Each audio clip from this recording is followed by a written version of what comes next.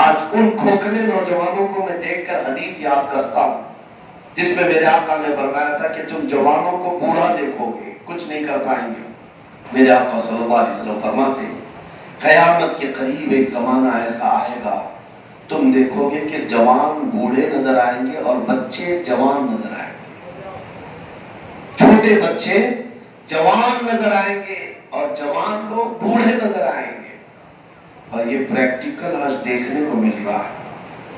20 سال 25 سال 30 سال کے قریب کے نوجوانوں میں ہمارے پاس بہت لمبی لسٹ ہے جنہوں نے اپنی جوانی ایسی خراب کر دی ہے کہ ان کے اندر بڑھاپا ہے، صرف چہرہ دیکھنے کو سمارٹ ہے، ہینڈسم ہے، اندر سے تباہ ہو چکے ہیں۔ ان سے اچھے وہ پرانے زمانے کے بوڑھے ہیں جو 60 سال میں بھی طاقتور ہوتے تھے۔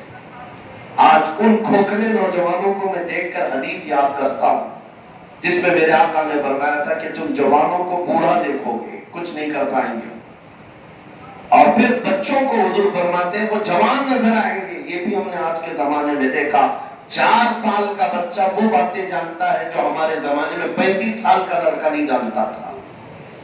آج چھوٹے سے 4 سال 5 سال کے بچوں سے آپ بات کرنا مشکل ہو گیا ہے کہ وہ تمہیں پرسنل ریلیشن شپ کے بارے میں بھی باتیں کرنے لگتے ہیں۔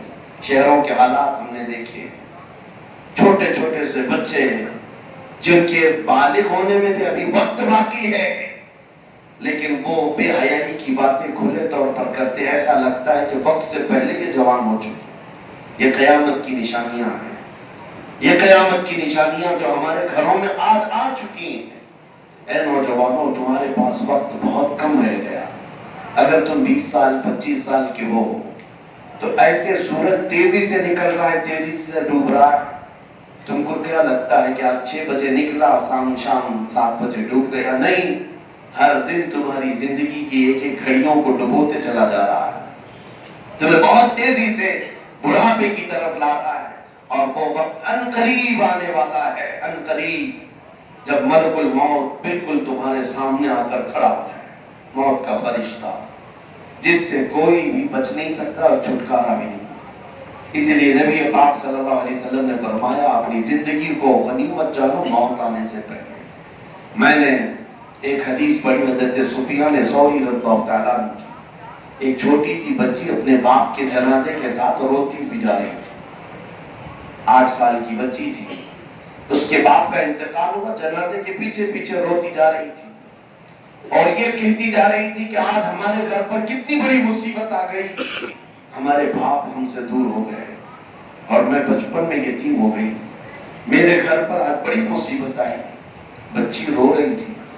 جانتے ہیں حضرت سفیان ثوری اس بچی کو دیکھتے ہیں اور کہتے ہیں بیٹا ادھر آ، میں تجھے بتاؤں تیرے گھر والوں پر مصیبت نہیں آئی، تم تو کل سے پھر معمول پر چل پڑو گے، جو مصیبت تیرے باپ پر آئی ہے موت، یہ پھر کبھی کسی کے اوپر نہیں آتی، ایک ہی بار آتی ہے، اس سے بڑی کوئی چیز دنیا میں نہیں ہے۔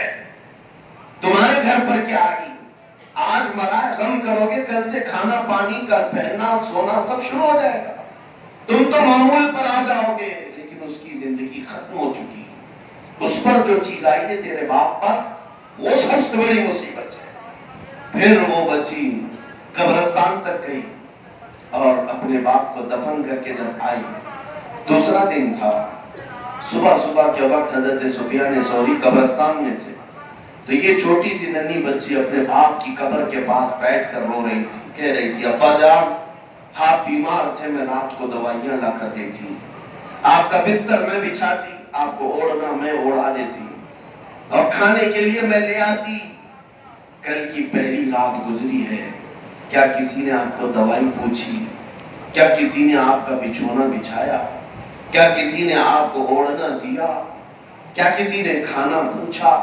وہ باپ کی قبر کے پاس بیٹھے رو رہی تھی۔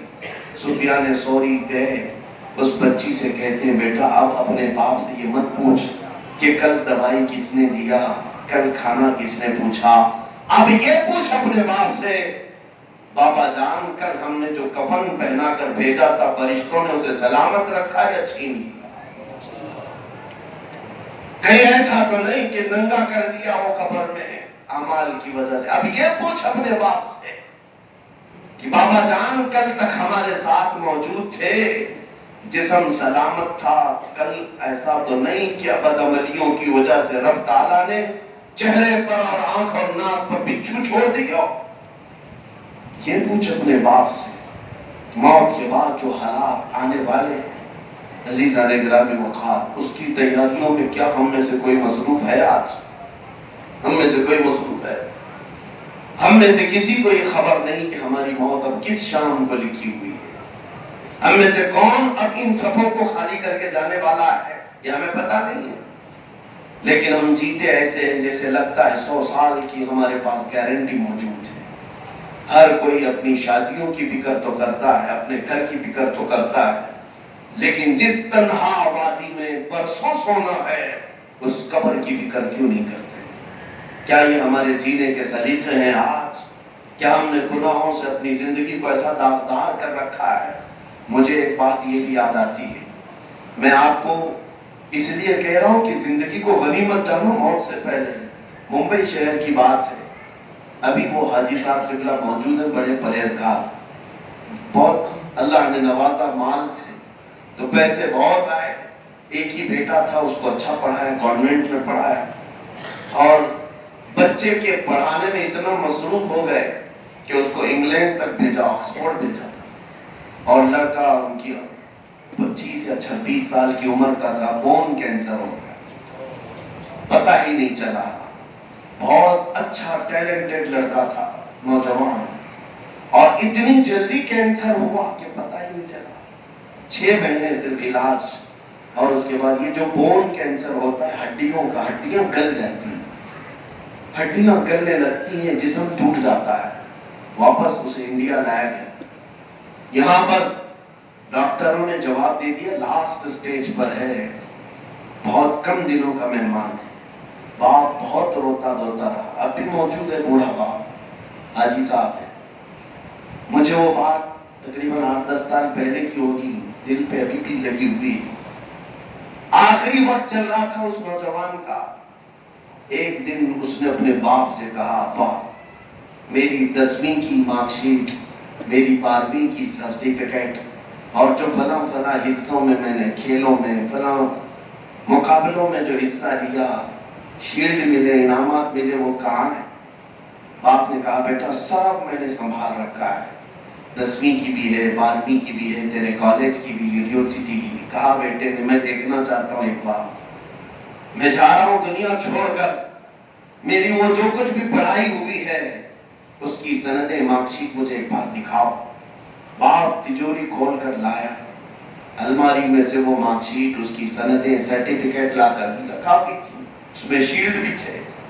وہ نوجوان لڑکا دیکھتا رہا اور روتا رہا، اور اپنے باپ سے پوچھا، بابا مجھے یہ بتاؤ ان سرٹیفکیٹ میں سے کون سی ایسی ہے کہ میں منکر نکیر کو بتاؤں تو مجھے چھوڑ دو؟ میں جس منزل میں جا رہا ہوں، جس قبر کی وادی میں جا رہا ہوں، یہ میری سرٹیفکیٹس میں سے کون سی ایسی ہے میں ان فرشتوں کو دکھاؤں تو مجھے چھوڑ دیں؟ باپ کہتے میرے پیروں تلے سے زمین کھسک گئی، میں سوچتا رہ گیا کہ بیٹا تجھے 25 سال تک میں نے ہر دولت تو دے دی، لیکن سورہ فاتحہ بھی صحیح پڑھنا سکھا نہ سکا۔ آج احساس ہوا۔ عزیزان گرامی وقار، یہ ہے میرے آقا صلی اللہ علیہ وسلم کے فرمان کا خلاصہ۔